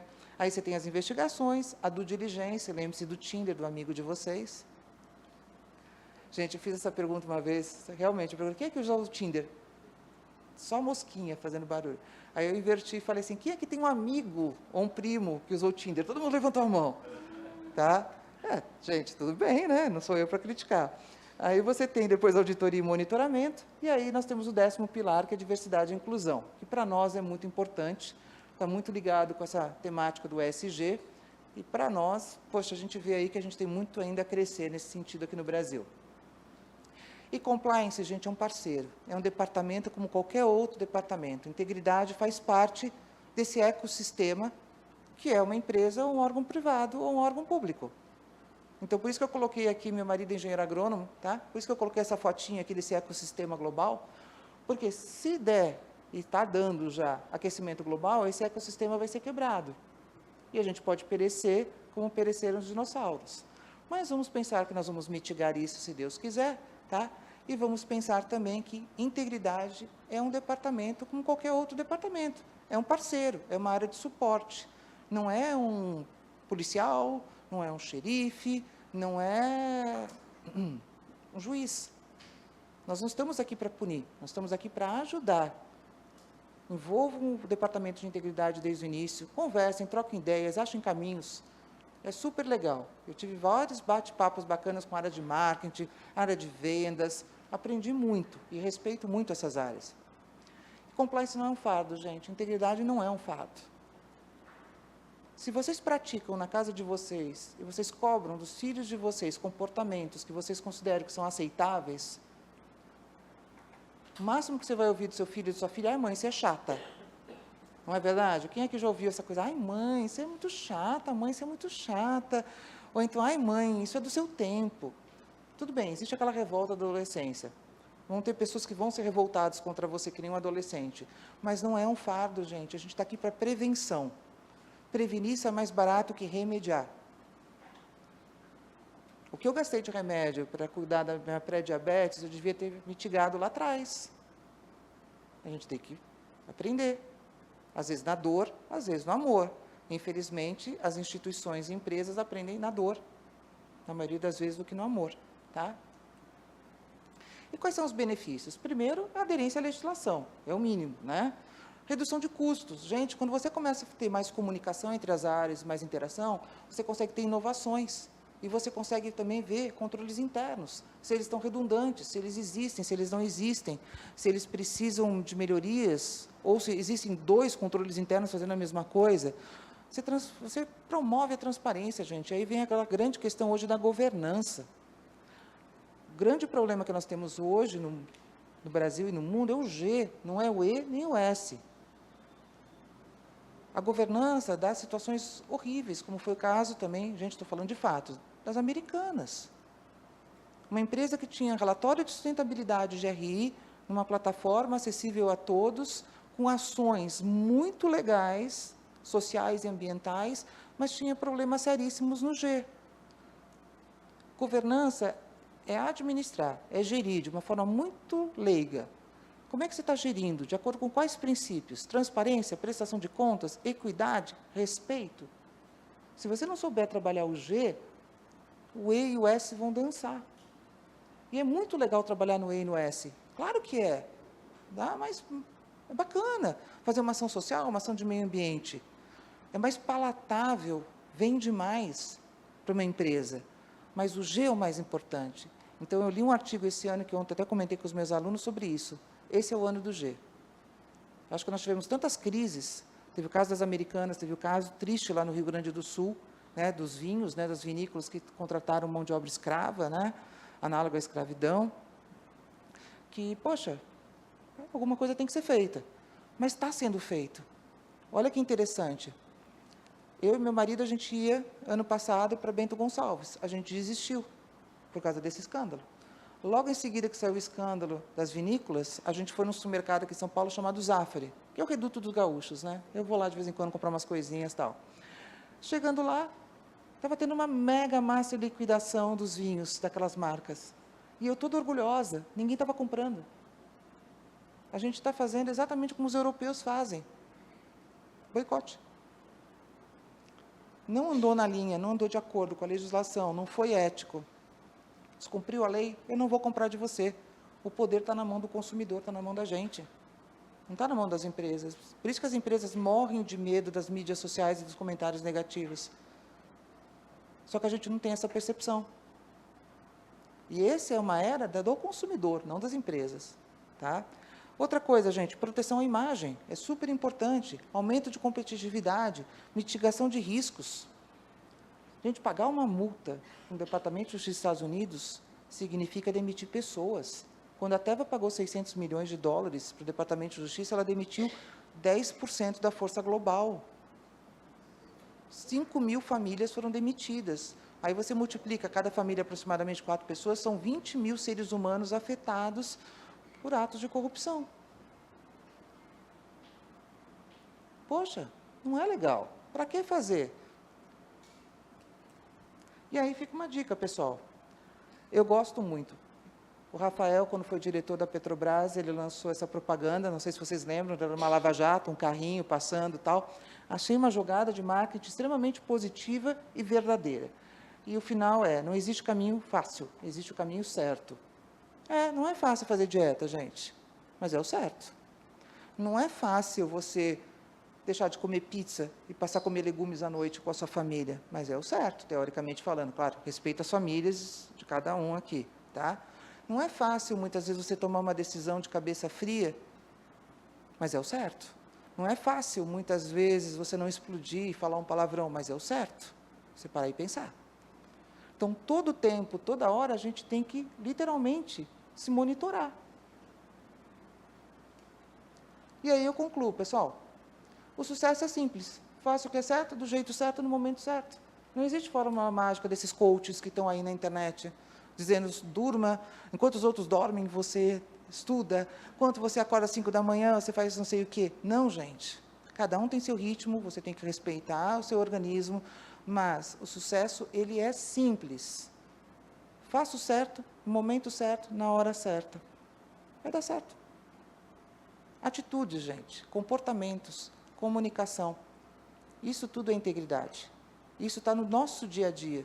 Eu trouxe esses exemplos familiares, que pode parecer bobos, mas na realidade eu levei muito tempo para pegá-los, tá? Mas eles são importantes. Para desmistificar o mesmo compliance. Para ninguém falar, que coisa chata, isso aí é de 77, é dos Estados Unidos, cheio de termo em inglês. Não, gente, vocês já vivem isso e praticam isso. Eu não vou fazer do diligência daquela empresa. Você faz do Tinder do teu amigo. Não precisa nem ser o Tinder. Quem é que já comprou um carro usado? Lá nos anos 80, a gente não ficava embaixo do carro com um papelzinho e um lápis para pegar o número do chassi do carro para ver se ele não era roubado? Quem nunca passou por isso? Levava o pai ou um tio, um mecânico, para olhar se o motor não ia fundir. Gente, a gente avalia a reputação o tempo todo. Então, por que eu não vou fazer no trabalho? Eu avalio os riscos na hora de dirigir, na hora de acordar. Por que eu não vou avaliar os riscos na empresa? Meus pais me ensinaram a ter respeito pelos mais velhos e por as outras pessoas, independente da posição. Por que eu não vou ter isso dentro do trabalho? Ah, porque eu não gosto do fulano. Não é uma questão de gostar. É ser humano para ser humano, é respeito. Ah, eu não vou imprimir um trabalho da faculdade aqui dentro, porque não é ético. Eu estou usando papel que não me pertence. Quem aqui já imprimiu trabalho escolar? Eu também. Admito, fiz errado. Não faça. Tenha essa consciência. É a história do bolo. Você vai num aniversário, tem 20 pessoas e um bolo pequeno. Você tem que diminuir o tamanho das fatias para todo mundo comer, gente. Senão, vai um, come 5 fatias e ninguém come. Tem para todo mundo. É uma questão só de nós nos respeitarmos e atuarmos com integridade. É isso, pessoal. Agora vamos abrir perguntas e respostas.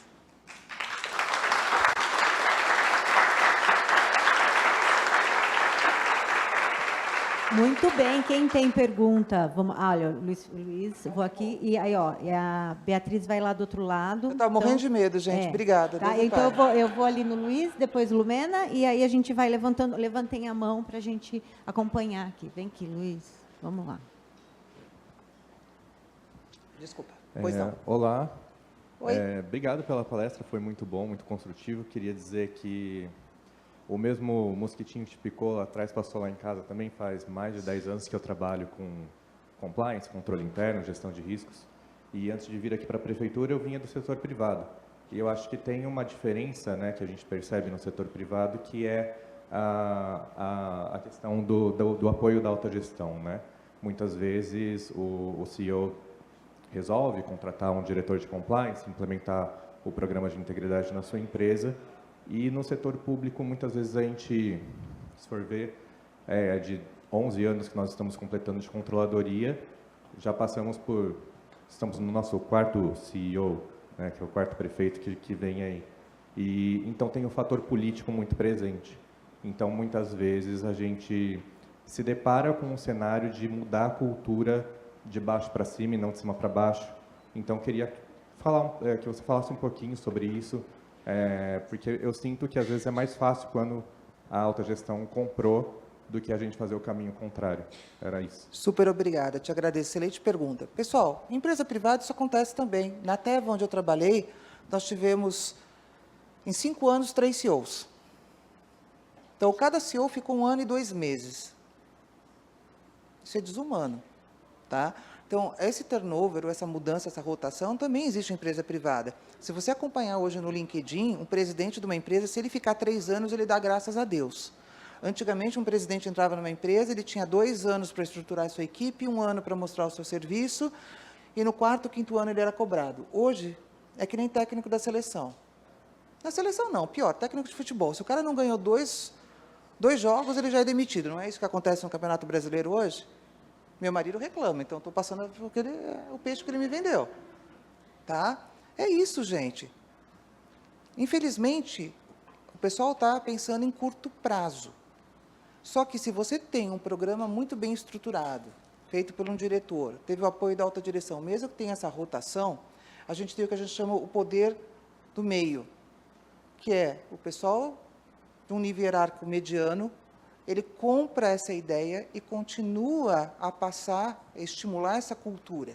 E aí, quando vem um novo líder, um novo CEO ou um novo gestor, ele pode até trazer novas ideias, ele pode até trazer novos valores, mas ele não vai conseguir acabar com aquela barreira do meio, porque aquilo já está tão enraizado naquela instituição, tão enraizado, porque o pessoal do meio começou a comprar ideia, pulverizou para baixo, e aí você tem aquela barreira do meio, que a gente chama de middle management, tá? Os gestores medianos.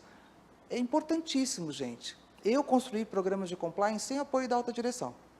Na Teva, principalmente, o CEO não queria saber de compliance, o global. E a gente estava no meio da investigação.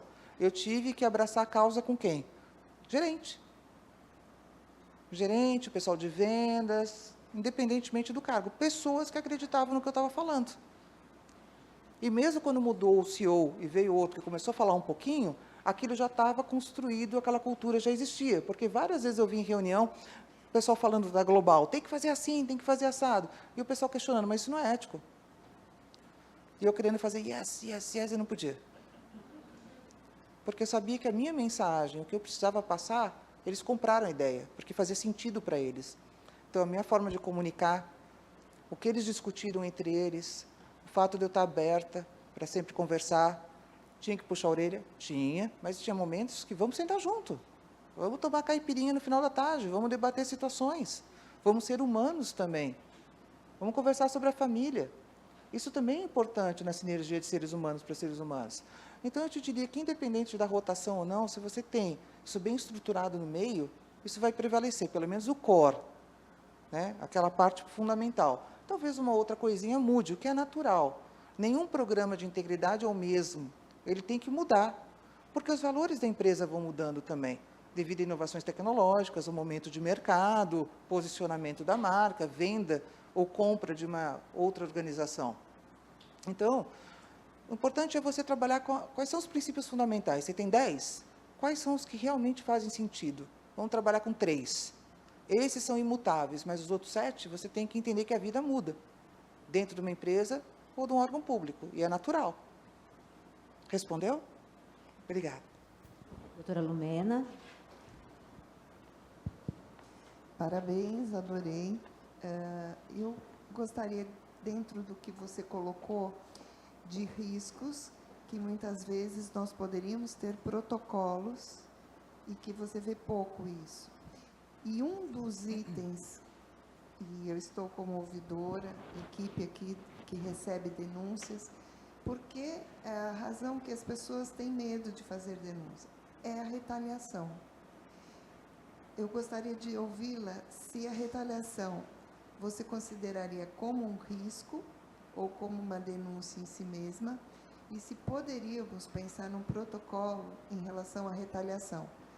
Eu vou só também justificar, porque tem algumas legislações que protegem muito o denunciante, né? Mas eles não alcançam, pelo menos na prática, pelo que a gente tem visto, a retaliação. Então, gostaria de ouvi-la. Muito obrigada. Muito obrigada, excelente pergunta. Então, vamos começar com a questão da retaliação ou não. Primeiro, é uma questão cultural na América Latina. Eu já trabalhei responsável pelo Brasil, pela América Latina, e já fui responsável por mercados emergentes em compliance, tá? Então, eu já peguei os 3 diferentes níveis ou diferentes geografias, vamos chamar assim. É muito interessante. Na América Latina, diferente nos Estados Unidos, que a gente tem a delação premiada, o whistleblower, tem todo um programa do DOJ que é maravilhoso e funciona, e aqui no Brasil nós também temos, mas na América Latina, eu acho que por uma questão histórica, política, social, sociológica, antropológica, tudo lógico, tá? Nós temos uma questão que quem é o delator ou quem denuncia é o X9. Isso é histórico, nós tivemos uma ditadura, certo ou errado, não estou aqui, por favor, gente, eu faço o disclaimer, tá? Então, denunciar nos países que te passaram por ditadura tem uma conotação negativa. Os Estados Unidos e a Europa não passaram por ditaduras, então, para eles, o ato de denunciar não é negativo, é algo que contribui para a sociedade, contribui para aquela instituição não passar por determinada situação, tá? Então, eu diria o seguinte, é muito mais cultural. As pessoas têm medo porque, o que os outros vão pensar de mim? Mas, meu amigo, você não tem que falar para ninguém que você fez uma denúncia, fica quieto. Você não vai botar no Instagram, denunciei, não é isso. Você denunciou porque você achou que alguma coisa está errada, descumpriu a lei, ou algum princípio ético, tá? A grande questão aqui é cultura. Para você mudar a cultura tão enraizada que quem denuncia é um X9, você vai ter que trabalhar a comunicação, muita comunicação. Muito treinamento, falar muito do canal, explicar, de repente mostrar como funciona, explicar como é que é uma investigação, explicar direitinho que tem todo um protocolo para isso. Então, eu acho que isso pega essa sua segunda pergunta. Com relação à primeira, é um pouquinho mais complexo, gente. Quando uma empresa ou um órgão público já tem um programa de integridade montado, eu sempre falo que a gente tem que ir para um segundo nível de integridade, que é você estabelecer o comitê de crise, que é o comitê de crise? É um comitê que vai ser treinado, e pode ser várias áreas, inclusive marketing, compliance, jurídico, para como você reage no momento de uma crise. Você vai esperar a crise acontecer para você reagir? Você já pode ter o quê? Protocolos anteriores. Então, você tem que fazer um risk assessment, você tem que avaliar quais são seus riscos. Então, hipoteticamente, seu risco é regulatório, ou seu risco é controles internos, uma potencial fraude, qualquer coisa do gênero. Muito bem, você vai montar o seguinte, essa equipe, esse comitê tem que ser treinado, muito bem treinado, tá? Tem que para entender o que é uma crise, como uma crise funciona, como se comunica. Vai ser escolhida uma pessoa para ser a pessoa que vai falar com o público, nem sempre é o CEO da empresa, é quem tem, de repente, né, mais jeito para falar, é mais seguro, vai fazer curso de media trainer. E aí você vai escrevendo, conjuntamente ou com a ajuda de uma consultoria, os protocolos. Então, o que é o protocolo? De uma forma muito simples. Se estourar ou vazar aí uma situação de fraude interna contábil, o que eu faço? Qual é o passo 1? O passo 1 é isso. Qual que é o passo 2? É isso. Qual que é o passo 3? É esse. Eu já vou deixar mensagens pré-prontas. Então, cuidado com o gerundismo. Não adianta dizer, nós temos compliance, integridade ou estamos investigando. Não. A sua comunicação tem que ser mais direta. Olha, sim, tivemos um problema. Nesse momento não podemos levantar qual é o problema, mas em tal dia e tal hora a gente vai ter aí uma reunião e vamos chamar os repórteres. Como é que você vai responder para dentro de casa?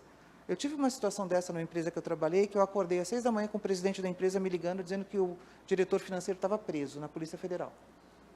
Nós já tínhamos o comitê de crise. O que a gente fez? Um ligou para o outro, a gente fez uma videoconferência de pijama mesmo. Eu já tinha pré-acordado um contrato com um escritório de advocacia criminalista, então o contrato já estava num guarda-chuva, isso foi todo feito pelo protocolo. Eu já despachei ele para ir para a Polícia Federal, me arrumei para ir para a empresa, e aí, o que nós fizemos? Já tinha jornalista na rua, a gente já sabia como falar. Olha, nesse momento, não posso te falar nada, porque a gente está sabendo agora, mas às 4 horas da tarde a gente vai chamar vocês para conversar. Isso tira aquela ansiedade dos jornalistas, e as pessoas param de falar no espiral negativamente de você, porque você está dando para eles o quê? Um prazo, onde você vai dar explicações, e você não trabalhou no gerundismo. Chegamos na empresa, a gente não se trancou numa sala, a gente já tinha falado com o pessoal para botar câmeras, e o comitê ia falar, porque a gente ia acalmar o pessoal. E tinha o departamento financeiro. E aí todo mundo estava olhando para os colegas do financeiro e dizendo, você fraudou a empresa. Calma, a gente não sabe ainda, nem começou um processo de apuração. São pessoas, merecem respeito. Então, tudo isso é feito nesse comitê de crise. É realmente uma força-tarefa que é feita para preparar em casos ruins. Você tem que trabalhar protocolos para os piores cenários. Porque se esse cenário se materializar, você já sabe pelo menos como agir. O que eu vejo são empresas que, na hora da crise, elas sentam, e aí, na hora de fazer um comunicado, nada contra, por favor, José, nós somos advogados, mas é o advogado que responde. Nem sempre a resposta do advogado, e eu sou advogado de formação, é a mais correta. Nem sempre. E, às vezes, eu falava nesses comitês de crise, e eu sou advogada de formação, tenho OAB. Pessoal, nem sempre o que é legal é o que vai repercutir melhor lá na frente. Então, você tem que ter muita sensibilidade na sua comunicação. Por isso que no comitê de crise eu gostava de ter sempre ou alguém interno ou externo de comunicação e alguém da área de marketing. Mas, Trícia, você é louca? Não, não sou louca, não. Quanto mais cabeças pensantes, melhor. São pontos de vista diferentes. Eu tenho que saber com que público eu vou falar.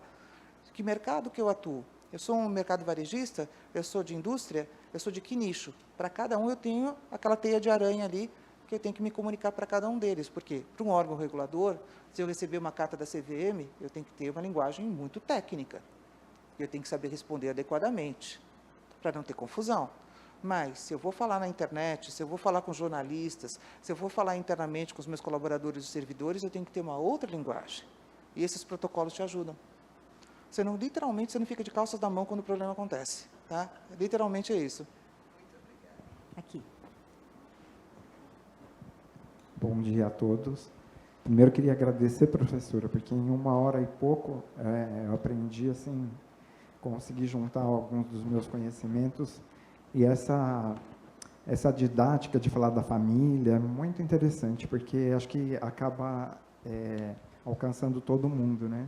Uhum. Só não concordo quando você fala que todo mundo ensina aos filhos da forma ética e correta. Eu sou uma esperançosa, não sou nem pessimista. Não, mas eu né? também não acho que é a maioria que não faz isso, né? Eu acho que...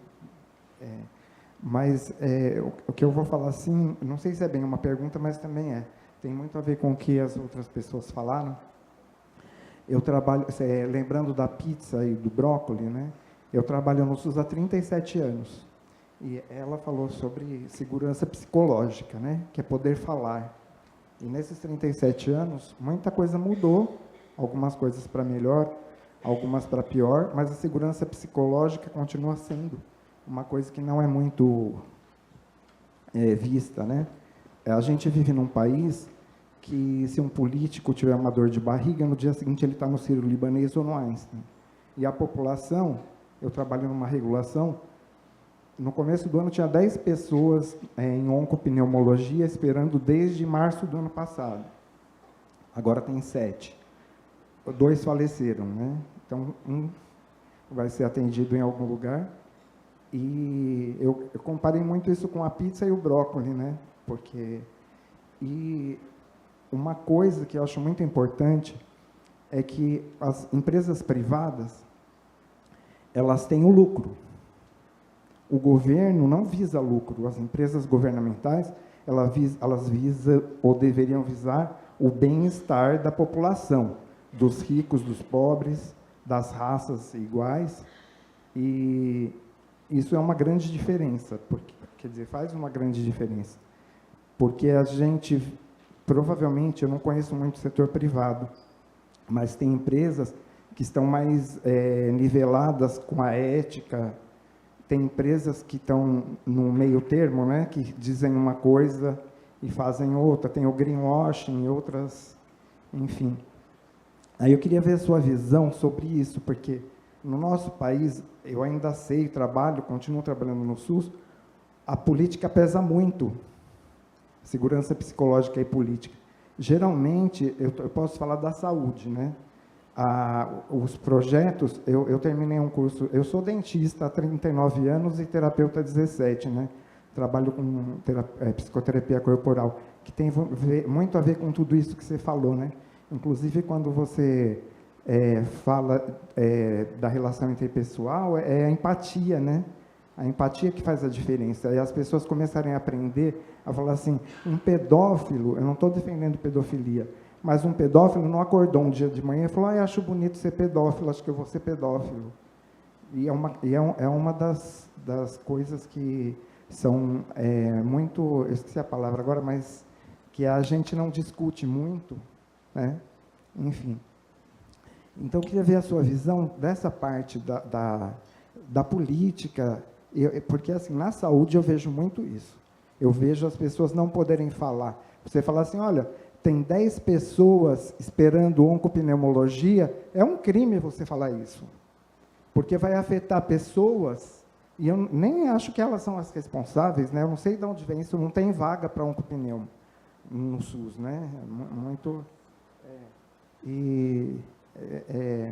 eu não sei assim, ainda muito como lidar com isso, né? Mas eu não quero... Não, tranquilo. Vamos fatiar a sua pergunta em algumas pedacinhos de pizza, tá? Eu acho que você falou uma coisa bem interessante aí, tá? Política, empresas, segurança emocional. Dentro de empresas privadas, você também pode sofrer assédio. Eu já sofri assédio. Eu sofri assédio desde o meu primeiro emprego, por ser mulher. Quantas brincadeiras eu não passei? Quanto jogo político dentro de empresa eu não passei? Vários. Meu cabelo é pintado, mas ele é branco desde os 20 e poucos anos. Por quê? Então, assim, o jogo político é inerente do ser humano. E aqui eu não estou discutindo partido, tá? Nós, seres humanos, estamos aqui para sobreviver. Se nós agirmos com ética, o grupo sobrevive. Se nós agirmos sem ética, um se sobrepõe ao outro, só que isso não é sustentável a longo prazo. Aí vem muito dessa pegada do ESG, tá? Que é meio ambiente, social e governança. A Constituição de 88 já falava que uma empresa tinha que ter uma função social. 88. Então, as empresas, elas não são feitas mais só para dar lucro.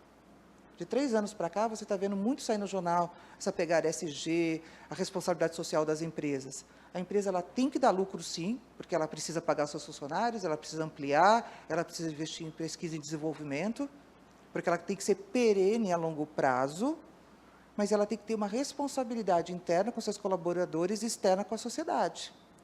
Nenhuma empresa hoje vai continuar no mercado se não pensar dessa forma. Se pensar só no lucro radical, está fora do jogo. Por quê? Porque nós, consumidores, hoje, olhamos de onde nós vamos comprar. Eu, por exemplo, não compro carro da Volkswagen, desde aquele escândalo verde dos carros. Eu não vou no Carrefour, desde o que aconteceu daquela situação no Rio Grande do Sul. Eu tenho direito de escolha. Você tem direito de escolha. Todo mundo tem direito de escolha.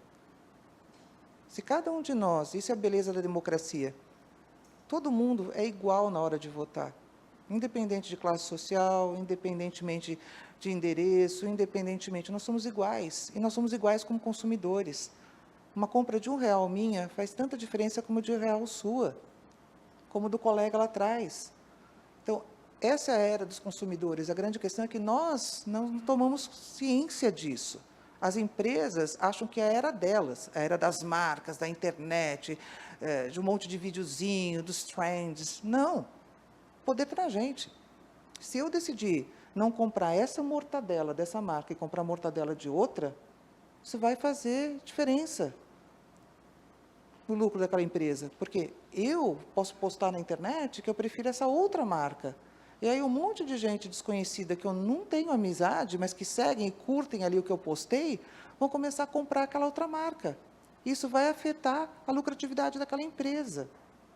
Essa que é a grande questão. Olha o poder que a gente tem hoje nas redes sociais. Poder para o bem e para o mal, porque também a gente já viu nas redes sociais fake news que levou a dizer que uma pessoa, acho que era do litoral aqui de São Paulo, né, uma senhora, infelizmente, que ela era bruxa, usava criancinhas e ela foi morta, linchada, justiça com as próprias mãos, não pode acontecer isso. Então, por isso que eu trabalho muito com a questão da ética, da integridade, dos valores, etc. Porque é uma questão de viver em civilidade. A gente vai viver como? De uma forma civilizada ou como na Idade das Pedras, cada um com o seu taco batendo na cabeça do outro? E é claro que os recursos são finitos, não tem jeito. Os recursos da terra são finitos. A gente vai ter que mudar a nossa forma de trabalhar, de produzir, de comprar, se a gente não quiser torrar que nem uma airfryer. A gente vai ser o produto, né, a comida da airfryer. Porque o aquecimento global já está aqui. Não tem mais como prevenir, mas como remediar. A mesma coisa com a infraestrutura que a área pública dá. É uma pizza. Todo mundo contribui através dos seus tributos, das suas taxas. Isso tem que ser distribuído através de planos sociais. Eu acho, tem deficiências, claro, tem deficiências lá fora também. A minha irmã mora na Europa e ela também tem que esperar para fazer os exames dela. Ela não tem plano de saúde lá, porque não tem. Onde a minha irmã mora, não existe plano de saúde, não se comercializa, não existe hospital privado. Só se você é a princesa Caitlyn, aí você vai para aquele hospital privado lá na Inglaterra, porque de resto, não tem. Só que você tem que esperar. Então, tudo isso é uma questão de recursos. Os recursos são finitos. A gente vai ter que trabalhar o melhor possível com os recursos. Claro que as pessoas vão sofrer, natural. Se você pode pagar um plano de saúde melhor, você vai para um hospital melhor. É justo? Não é. Mas você já tem o básico. Pode não ser o melhor dos mundos, mas você tem. Olha, na Inglaterra, eu tenho amigos que depois que a Inglaterra se separou da Comunidade Europeia, eles estão olhando para o SUS como algo positivo. E a gente achando ruim. A gente só viu o grande valor do SUS no Brasil na época da pandemia, gente. Foi que segurou, e segurou bem a onda. E vários colegas faleceram da saúde, infelizmente, na época da pandemia, porque estavam na primeira linha da crise. Tá? Então, eu diria o seguinte, não dá para dizer quem nasceu primeiro, o ovo ou a galinha. Dá para resolver? Também não sei. Mas dá para melhorar? Dá. É tudo uma questão de governança. Agora, a gente está com maturidade para isso? Eu acho que não. Pela que a gente vê pelas redes sociais, pela gente vê como está raso os comentários. Claro que tem exceções, tá, gente? Pelo amor de Deus. Eu vejo muita gente legal, eu sigo muita gente bacana, eu vejo gente com bastante profundidade também. Não estou sendo radical aqui. Acho que a gente tem que encontrar o meio termo. Mas eu acho que também, assim, a gente fala muito de direitos. A Constituição me dá esse direito, a Constituição me dá esse direito. Mas alguém esqueceu que também tem um artigo da Constituição que fala de deveres. E ninguém fala desse artigo. Quando você vive em sociedade, você tem direitos e deveres. Ponto. É simples assim. O meu direito termina onde começa o direito do outro. A questão é que todo mundo quer ter mais direito que o outro. E não pode ser assim. Isso não é viver de uma forma civilizada. Ah, não, eu sou melhor que o outro, eu vou ter mais direito que o outro. Não, nós somos iguais. Ah, mas se eu trabalho, eu consigo adquirir outras coisas. Se eu tenho mais oportunidade, eu consigo adquirir outras coisas. Aí faz parte do capitalismo. E, gente, não dá para discutir mais capitalismo, comunismo, socialismo. Isso são palavras que se usavam pós-Segunda Guerra Mundial, já nem são aplicadas mais hoje em dia. A China nunca foi comunista. Ela é socialista com um ditador. A Rússia nunca foi comunista, ela tem uma ditadura. Nós não somos, sabe? A gente está utilizando nomenclaturas ultrapassadas para um mundo que mudou muito, que está mais fluido, que precisa de palavras novas. E a gente cai nesses slogans que não são legais. O que eu posso te dizer é, pensando em integridade, se a gente utilizar mais a integridade, ensinar para os nossos filhos, dentro do que você considera como integridade, tá? Porque tem pessoas que falam, por exemplo, eu vou ensinar o meu filho a somente ir na igreja porque só essa é importante. Eu tenho que respeitar. Outro vai dizer, não, eu vou ensinar meu filho a respeitar todas as religiões e ele vai escolher a religião dele. Eu também tenho que respeitar. Só que eu tenho que respeitar o outro. Ah, você é dessa igreja aqui, hipoteticamente, legal, eu te respeito, mas eu sou dessa outra aqui, tá bom, eu te respeito. Isso é civilidade. Eu acho que está faltando para a gente humanidade e civilidade. Isso de uma forma muito tópica, tá? Eu não vou entrar nos detalhes estruturais, porque aqui o meu objetivo é falar sobre integridade, não de política, tá? Mas, assim, na minha visão, o problema é muito mais amplo do que o pessoal está apontando. É A, B, C, D. Não. É muito mais estrutural. É muito mais a nossa comunicação, nós como seres humanos na Terra, o que nós queremos, o que a gente pensa em médio, curto e longo prazo, agora que tem aquecimento global. Eu vou continuar consumindo, não vou continuar consumindo, eu vou entender do meu poder de escolha, eu vou continuar sendo assediado por várias mídias sociais, naquele ritmo alucinante de comprar, comprar, comprar, até a hora que a segunda e a terceira geração lá na frente vão torrar. Eu acho que são perguntas muito importantes que não estão sendo respondidas porque as pessoas não têm maturidade. Eu vou fazer aqui a última pergunta que o Jardel tinha pedido, tinha levantado a mão, tá, gente? Perfeito. Professora, inicialmente, parabéns pela aula, foi fantástica. E eu queria saber um pouco da sua experiência, primeiro, nos processos de revisão dos programas de integridade, né? Existia um período específico, estava mais vinculado à oportunidade de negócio, como você enxergava esse processo de revisão? E como foi o processo de construção dos programas de compliance, alinhando, pensando no modelo de 3 linhas de defesa, alinhando as funções de integridade. É isso, obrigado. Então, vamos também segregar essas suas respostas aqui, né? Direitinho, que nem pizza. Eu diria o seguinte, para você implementar um programa de compliance, no mundo ideal, é que o compliance officer realmente tenha acesso à alta direção. Esse é o mundo ideal. Ele tenha literalmente autonomia para poder desenvolver o seu trabalho e apoio. Já vi modelos em empresas que compliance está embaixo do financeiro, o que eu acho errado, está embaixo do RH, ou então tem o puxadinho, né? Se é do jurídico, de repente, agora você vai ser o compliance officer, agora você vai ser o data protection officer e agora você vai trabalhar com SG. Sabe o puxadinho? Você tem 3 dentro do jurídico, de repente, com a mesma equipe, tá? Então, na minha visão, pelo que eu já trabalhei em empresas, eu vi aí, eu acho que o compliance ou a integridade, ela tem que ter autonomia e ter acesso direto à alta administração. Porque sem isso, você não consegue implementar. Claro, tem que estar alinhado com os valores. Você não pode agir desalinhado com os valores, senão você não tem credibilidade. É o que eu falei. Missão, visão e valores não é algo para estar no papel apenas. O que você é hoje, o que você quer ser no futuro, tem que estar sinérgico com os valores que você vai caminhar para chegar àquele futuro. Tá? Então, acho que aí já te responde a segunda pergunta que você fez. Com relação à revisão, gente, eu fiquei um pouco preocupado que, pós-pandemia, eu vi que muitas empresas não fizeram o risk assessment, uma avaliação de riscos, novamente. Ah, não, mas sempre foi assim. Eu falei, os riscos mudaram, a gente teve uma crise sanitária. Então, assim, eu tenho visto muitas empresas, infelizmente, economizando nisso. Eu, no meu entender, a cada 2, 3 anos tem que ser feito. porque os riscos vão mudando. Né? Quem imaginava que a gente ia estar com um aquecimento global? A gente não viu o ponto de inflexão, ele passou. Como diz uma professora aqui da ambiental lá na LEC, ela fala, Patrícia, quando começar o aquecimento, você vai ter que passar alguns meses, alguns anos para você falar, foi ali que aconteceu. Você tem que olhar para trás, o retrovisor. Então, eu diria o seguinte, no meu entender, para você ser bem saudável, estar bem, sabe, atualizado nos seus riscos, 2, 3 anos. 2, 3 anos. Às vezes não dá, faz no quarto, mas não passa de 4, não vai de cada 5 e 5, pelo amor de Jesus Cristo, vai no 3º e 4, tenta manter esse ritmo. Vai te facilitar muito a vida, gente. Não é um gasto, é um investimento para prevenir. Gente, prevenir sai mais barato que remediar. Sempre foi assim. Então, vamos prevenir. Prevenir, você está economizando, você está não só economizando dinheiro, você está economizando também tudo que você vai gastar numa potencial crise. Que sai caro combater uma crise. Você fazer um programa para mitigar a sua crise é difícil, é demorado e é caro. Tá? Muito bem. Uma salva de palmas para a professora. E eu convidei o Daniel.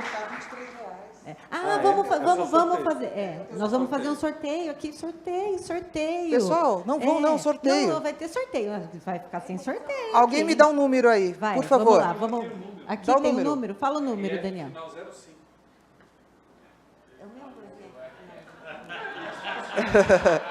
Não, dá um número de 0 a 50 aí, vai. Isso, um número 05. 05? Então, vamos lá atrás, que eu estou ceguinha, licença. Isso. Eu falei para ela, combinada, que era lá de trás. Então, vamos lá. A gente vai contar lá de trás, vamos ver. 1, 2, 3, 4, é aquela colega ali de marrom. Você. Marrom vai ganhar um livro. Muito bem. Aqui o nosso sorteio foi auditado pela CGM. Muito obrigada, gente. Muito bem. O livro está dentro das regras de integridade. Está dentro das regras, né? Custa R$23. Antes de fazer o sorteio, eu já vi... Tem que passar... mas a nossa é R$23 o livro, sabe? O meu livro, aquele de compliance. Então, assim, eu resolvi trazer um para fazer a brincadeira para o pessoal, mas eu espero que gostem. Vou passar aqui a palavra, então, para o Daniel, para que ele encerre aqui o nosso... Bom dia a todas e a todos. Queria primeiro agradecer a presença da Patrícia, que eu a conheci no final do ano passado, né, Zé Maurício? E eu fiquei encantado com a conversa que eu tive com ela, e nós a convidamos imediatamente para ela vir aqui, e ela, apesar da sua agenda super ocupada, não só veio, como ainda não cobrou nada da CGM para vir aqui, está aqui despendendo o tempo dela, que é super valioso, para que nós todos possamos aprender junto com ela. Queria agradecer também a presença dos diversos servidores da CGM, também servidores da saúde, das subprefeituras e de outros órgãos aqui presentes. A CGM, de 3 anos para cá, tem feito essa política de fazer cursos, de fazer eventos, para que vocês possam entender melhor o papel, não só da CGM, mas o papel do que a CGM faz. E aqui tivemos uma aula sobre compliance, tomara, se Deus quiser, esse ano façamos outras aulas. Né? Esse ano é um ano mais complicado, independentemente de qualquer outra coisa. Né? A CGM ela é mais provocada a tratar dos assuntos que chegam agora em breve, né? Eleição, conduta vedada, não sei o quê. Essa semana já ouviu, uma escola teve distribuição de santinho, esse tipo de coisa. A gente vai trabalhar muito esse ano. Então, contem com a CGM, né? Os servidores, não só da CGM, mas de outros órgãos, que precisarem nos trazer denúncias, problemas, contem com a CGM, a ouvidoria. Cadê a Lumena? Está aqui. A Lumena está aqui pronta já com uma política e com pessoas absolutamente preparadas para esse tipo de coisa. Então, basicamente é isso, nós vamos fazer outros eventos, venham, participem, compareçam. Queria agradecer aqui Lili, pela nossa assessora de comunicação, a ouvidoria, COP, Bia, José Maurício, Lumena, Corregedoria, pela Thalita, todos os auditores por meio do presidente da Macisp, Luiz Felipe, CPD também está aqui. Está faltando mais alguém que eu ainda não vi aqui? Danilo, Codusp, enfim, está todos os setores aqui da Controladoria, CAF também, estagiários, todo mundo aqui representando o seu setor. Espero que nós possamos, nessa reta final de mandato, fazer o melhor trabalho possível para que todos nós aprendamos com pessoas tão brilhantes quanto a Patrícia.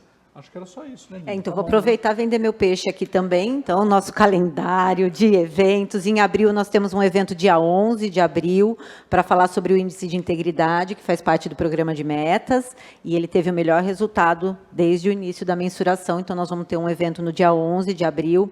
18 de abril, nós teremos uma nova aula especial. Dessa vez vai ser online, com o professor Rafael Soré.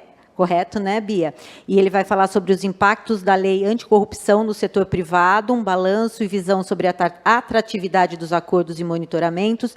E, no final de abril, nós temos o aniversário do CFCI, 3 anos, 3 anos de CFCI, e nós vamos também fazer um evento, daí vai ser online, eu conto daí com a audiência de tudo. Vai ter evento da auditoria, pois é. Vai ter os 11 anos da CGM, Sim. que não falta evento aqui. Muita coisa preparada. Para celebrarmos o trabalho da CGM, para que vocês aprendam um pouco mais com o nosso trabalho e a gente aprenda um pouco mais com essa experiência de vocês. É isso aí, gente. Muito obrigado pela presença de todos. Não esqueçam de fazer a confirmação lá no QR Code. Quem ainda não fez, faça, para receber o certificado de presença aqui conosco. Até uma próxima. Conto com a presença de vocês. Até mais.